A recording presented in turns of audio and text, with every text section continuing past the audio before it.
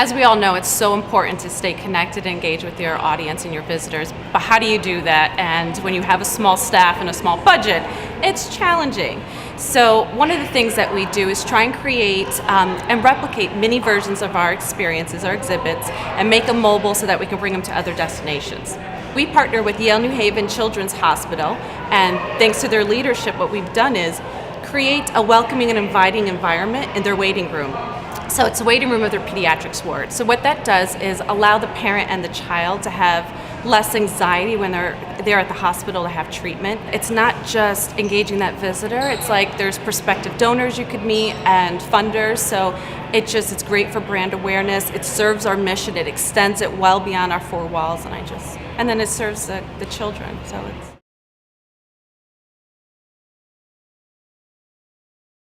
it starts by being tapped in and well connected to those industry leaders that know about early childhood development. We've partnered with 3 other organizations. We have Norwalk Community College, Norwalk Housing Authority, and then Literacy How. So together what we've done is formed this initiative called ELLI, and ELLI stands for Early Language and Literacy Initiative, and it's multifaceted. So it's a preschool, it's a lab, it's an after-school program, it's a resource for teachers, and it's even an accreditation for those students going to get their teacher certificate for early childhood development.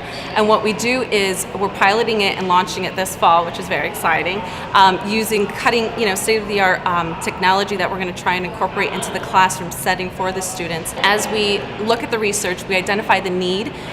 We then work in partnership basically in an alliance with these other organizations to say, okay, what are we going to do about this? And we're doing something about it.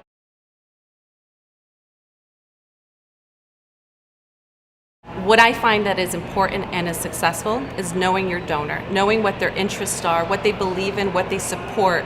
That comes first. Once you understand and know what their interests are, then it's aligning your objectives with what their interests are and connecting the two. And that is always proven to be a formula for success. Because what ends up happening is that donor, first of all, appreciates that you've listened to them and truly understand and value what their beliefs are, and they respect you for bringing those opportunities that are relevant to them.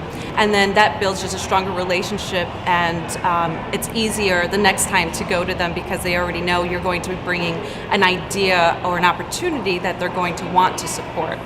And then it's constantly keeping them informed. So on top of that, it's a juggling act. You always have to remember, okay, who's involved in what, or who may be interested. Even if they don't decide to fund it right now, down the road they may. And you want to make sure that you just keep them informed. And I've had a lot of donors that have told me, I may not be able to do this right now, but please keep me informed, because when the time comes, when I'm able to support you, I definitely will.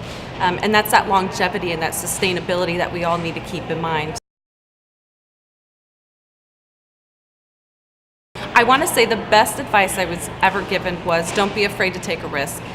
We've all heard that, but too many times we're focused on the minutia of the day-to-day activities and don't take a moment to reflect on the larger picture.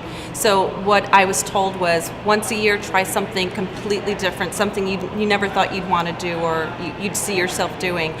Be bold and take that initiative, and the worst thing that can happen is you learn something new.